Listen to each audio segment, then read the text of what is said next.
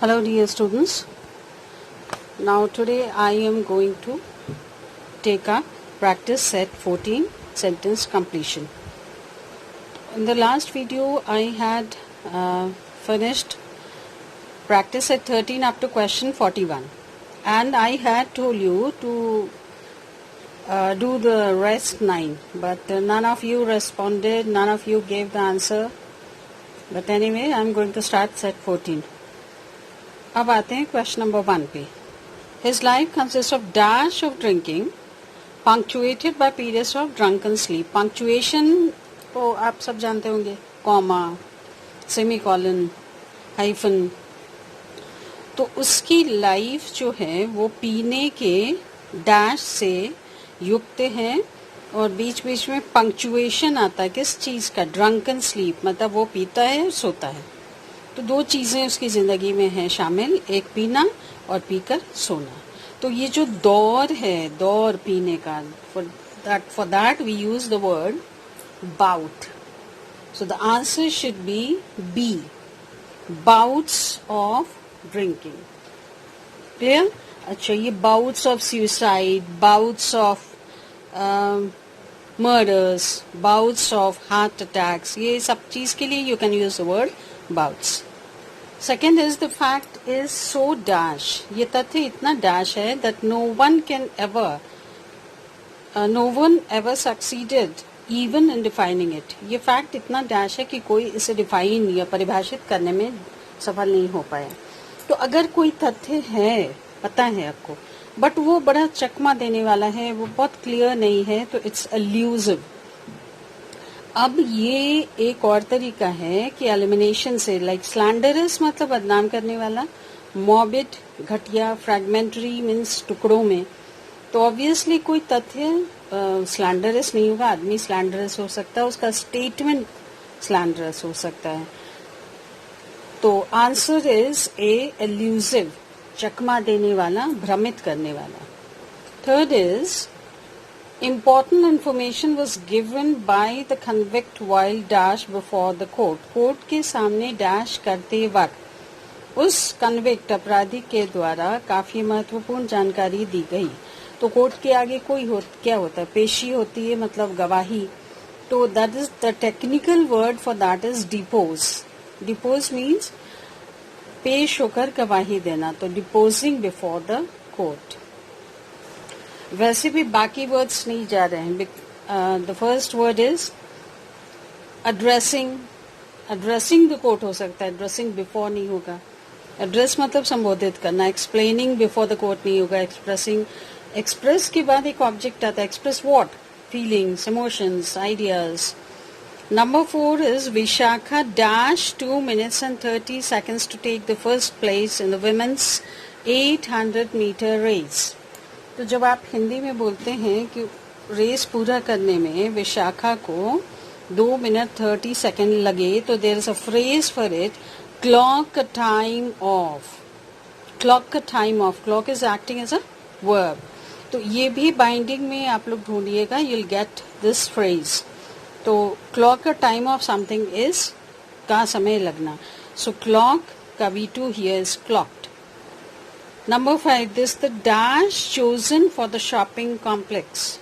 ये डैश है जिसे शॉपिंग कॉम्प्लेक्स के लिए चुना गया है. तो जिस जगह पे आप कंस्ट्रक्शन करने जा रहे हो उसे साइट, स्थल जो हिंदी में कहते हैं. So for that we have to use option C, SITE. Question 6. The chairman treated the employees to a dash lunch at an expensive hotel. Treat somebody to a lunch का मतलब किसी को भोज देना, किसी को लंच पे आमंत्रण देना, डिनर पे आमंत्रण देना. और अगर लंच बहुत ही रिच हो और बहुत ही स्वादिष्ट हो, स्पाइसी हो, तो it's known as sumptuous lunch. Chairman ने अपने कर्मचारियों को बहुत ही शानदार लंच दिया एक होटल, एक काफी महंगे होटल में. प्रेशियस फर्स्ट ऑप्शन इज बहुमूल्य. C, thriving means संघर्ष करता हुआ या फलता फूलता हुआ. एंड स्टुपेंडस इज शानदार. तो स्टुपेंडस भी लगता है, but for lunch specifically we use the term lunch dinner के लिए sumptuous. 7. Find the dash that accompany these cartoons. आप यहाँ पा सकते हैं कार्टून्स जिनके साथ डैश दिए गए हैं. तो किसी भी न्यूज़पेपर में जो कार्टून या जो फोटोग्राफ निकलते हैं उनके साथ एक नीचे एक लाइन लिखा होता है, that's known as caption. So the answer here is captions. Number 8. The police dash the mob. Police ने मॉब को तितर बितर किया. अगर mob means what, angry crowd. तो एंग्री क्राउड है तो obvious the police must take action. तो उसको डिस्पर्स करना मतलब तितर बितर करना. ठीक है. एंड डिसबैंड मीन्स उसको एब्रिकेट, निरस्त करना. ड्राइव मीन्स खदेड़ना. तो क्राउड के लिए this is the specific term, collocation है डिस्पर्स करना. That is the appropriate word. ऐसे तितर बितर करने के लिए scatter is also used, but for crowd you can not use this word. Number 9. The whole plot was dash well managed. जो पूरा प्लॉट था, अब यहाँ पे plot could be a land, plot of land, और प्लॉट कहानी या नाटक का जो कहानी होती है उसे भी प्लॉट कहते हैं. तो काफी अच्छे से मैनेज किया गया. नाउ वेल मीन्स गुड, अच्छा. Perfectly and well, they can never go together. Both have same meaning. Nicely, well, again the same thing. Exquisitely means बहुत अच्छे तरीके से. Exceedingly means very, बहुत अच्छा तो हो सकता है. So the only answer possible in this case is exceedingly, which also means very well. Number 10. When the morning dash, the murder was discovered. जब सुबह हुआ तो मर्डर का पता चला.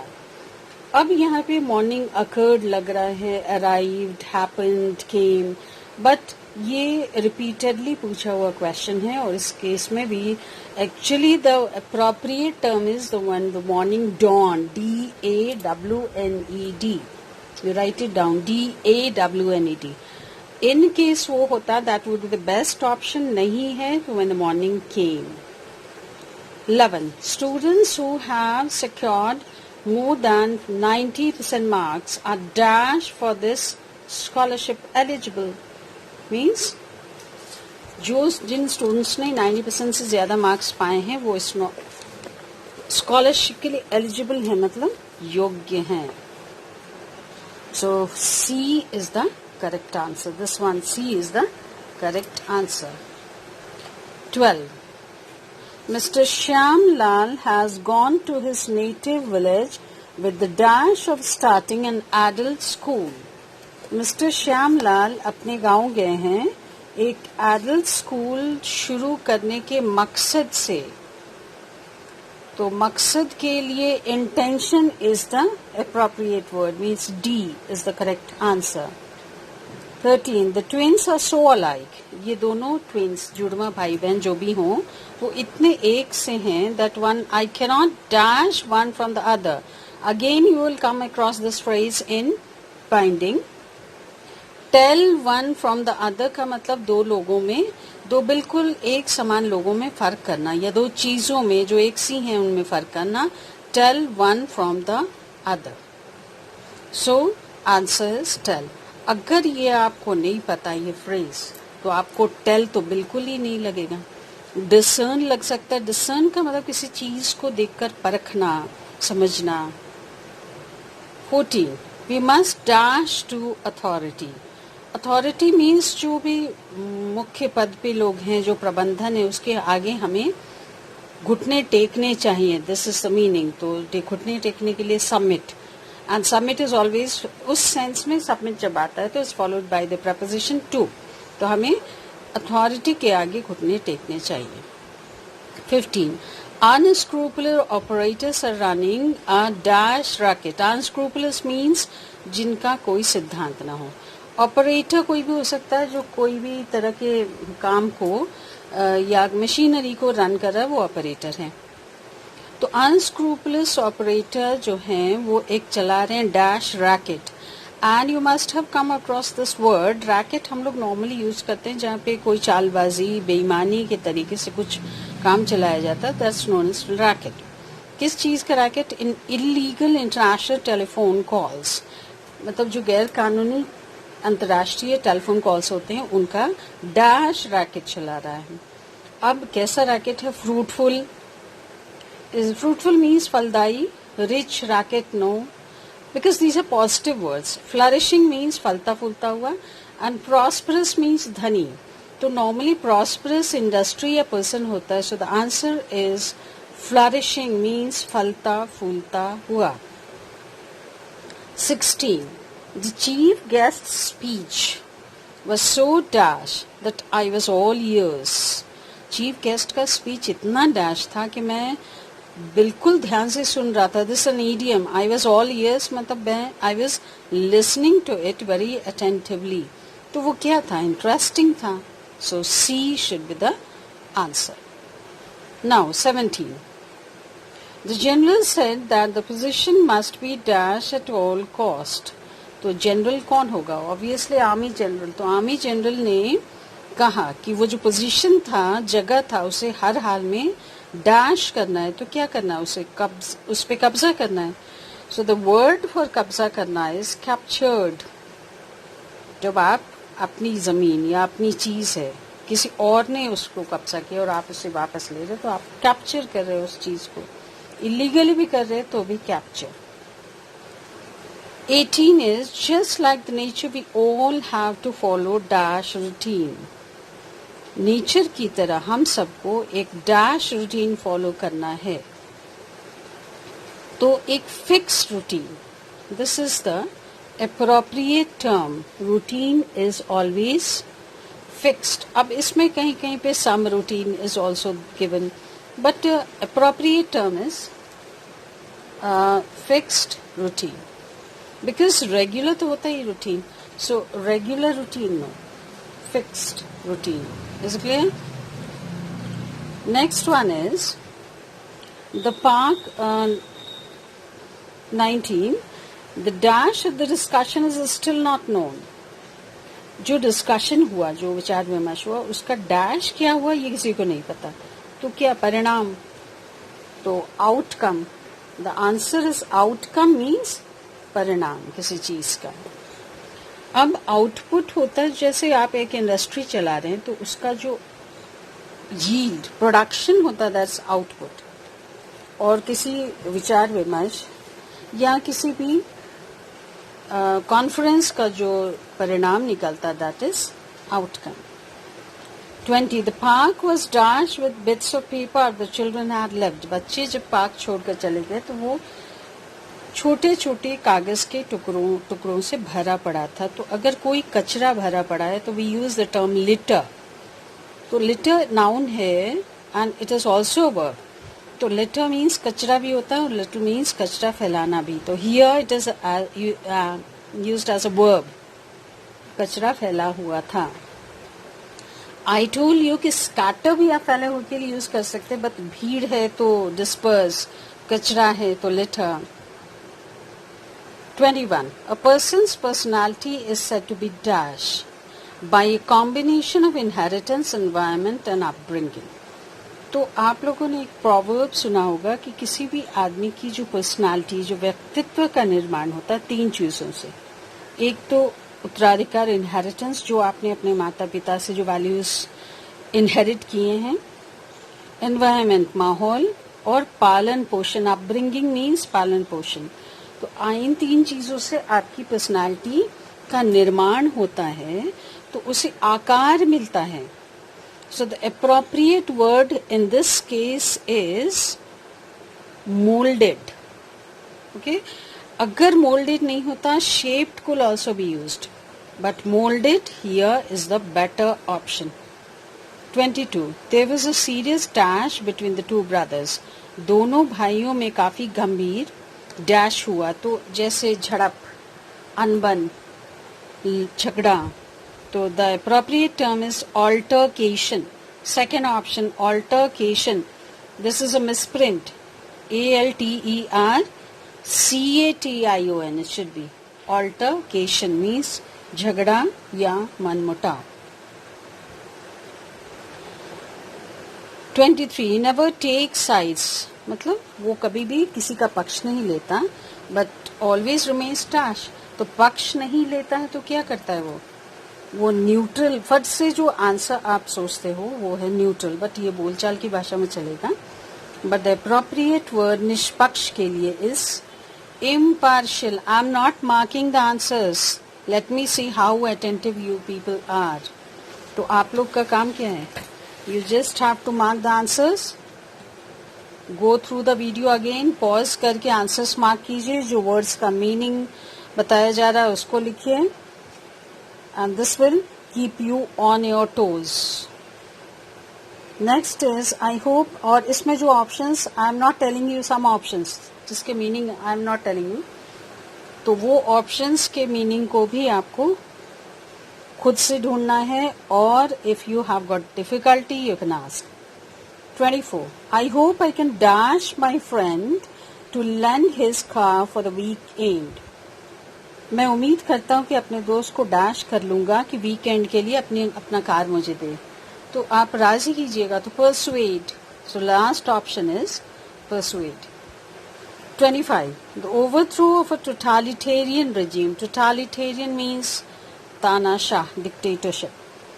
तो overthrow means होता है गद्दी से हटा देना। तो अगर कोई शासन है जो तानाशाही पर आधारित है, तो उसे अगर आप गद्दी से हटाना चाहते हैं तो वो किस चीज का ट्रायम्फ होगा? Is truly the triumph means विजय, जीत।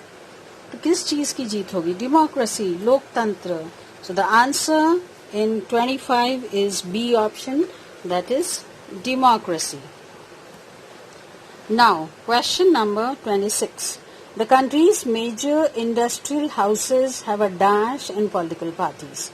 Industrial houses किसको कहते हैं? जो बड़ी बड़ी corporate industries हैं, Tatas, बिरलास, Ambanis, these are known as industrial houses. तो political parties में इनका dash है which they have always liberally funded, जिसको फंडिंग किया है इन्होंने खुले दिल से।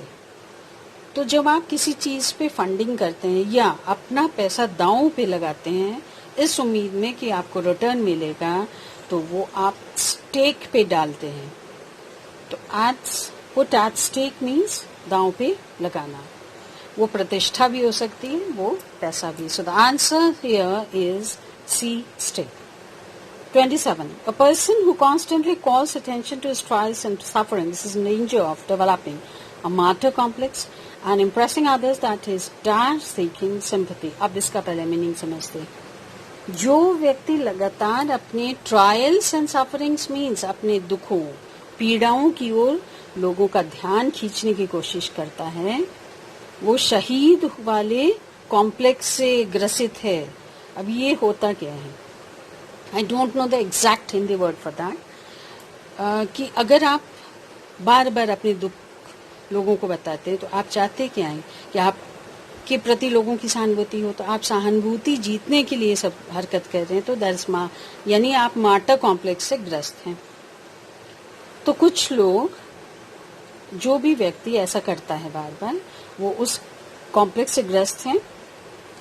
एंड इम्प्रेसिंग अदर, लोगों को इम्प्रेस कर रहा, आकर्षित कर अपनी ओर, कि वो डांस सिंपैथी पाने की कोशिश कर रहा। सीख मीन्स पाने की कोशिश करना।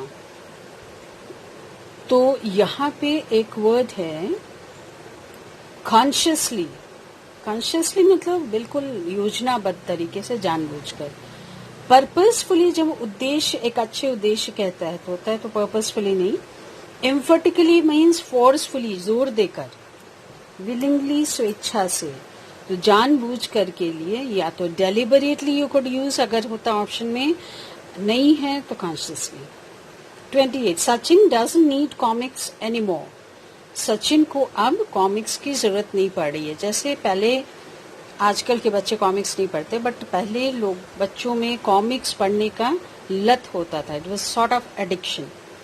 तो जब वो बड़े हो जाते थे बच्चे, तो वो एडिक्शन पे को वो पछाड़ देते थे, मतलब वो इतने बड़े हो जाते थे कि वो निगेटिव आदत जो थी उस पे वो हावी हो जाते थे अपनी बुद्धि, अपनी अक्ल से।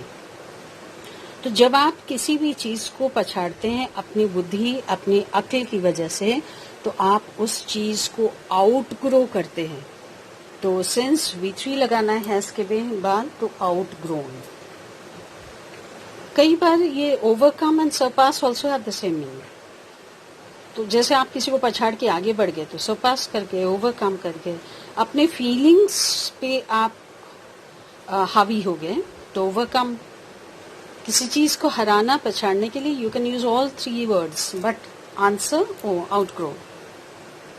अब ये एक प्रोवर्ब है कि जो भी गलती है वो किसी भी तरह के डैश का दावा नहीं कर सकती। तो error can claim no excuse. Now this is a fixed word, कुछ भी वर्ड होगा, आंसर शुड बी एक्सक्यूज, मतलब बहाना या एक्सक्यूज, या मतलब गलती हो गई, जान के नहीं किया, ये एक्सक्यूज आप गलती करके ये एक्सक्यूज देने की स्थिति में आप नहीं होते हैं। 30 is working under such dash conditions। वो ऐसे डैश कंडीशंस में काम कर रहा है कि सेल्फ रेस्पेक्ट को मेंटेन नहीं कर सकता। तो अगर आप ऐसा काम कर रहे हैं जहाँ सेल्फ रेस्पेक्ट की रक्षा नहीं हो पा रही, तो आपका कंडीशन कैसा है? अपमानजनक, humiliating. 31. The Hubble Space Telescope will search for planets around other stars, a key to dash for extraterrestrial life. This I think I had already done in another set कि Hubble Space Telescope सर्च करेगा पृथ्वी के बाहर जो भी stars हैं उनको, और ये एक्स्ट्रा टेरेस्ट्रियल मतलब पृथ्वी के वातावरण के बाहर की जिंदगी की तलाश होगी। तो तलाश के लिए the appropriate word here is quest, and it is always followed by the preposition for. 32, he said that there was no going back because the decision was dash। उसने कहा कि पीछे हटने की तो बात ही नहीं आती, पीछे हटने के लिए गो बैक, क्योंकि उसका डिसीजन क्या था? डैश था। तो अगर डिसीजन बिल्कुल प्लान है, बिल्कुल दिमाग में आपने वो डिसाइड कर लिया दृढ़ता से कि उसे नहीं बदलना है, तो it's pre meditated decision. 33, as an organization changes from one system to another, dash problem would no doubt rise। कोई भी ऑर्गेनाइजेशन अगर एक तरह के सिस्टम को छोड़कर दूसरे सिस्टम को अपना रहा है, तो डैश प्रॉब्लम्स तो होंगी ही।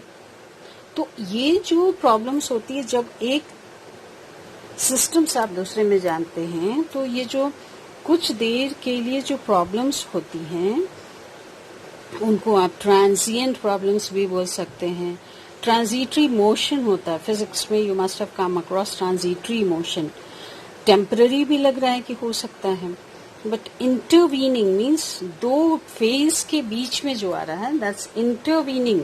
अब ये इंटरवीन का ऐसे एक्चुअल मीनिंग होता है हस्तक्षेप करना या टांग अड़ाना, but intervening means anything that comes in between two different phrases or stages. Now 34.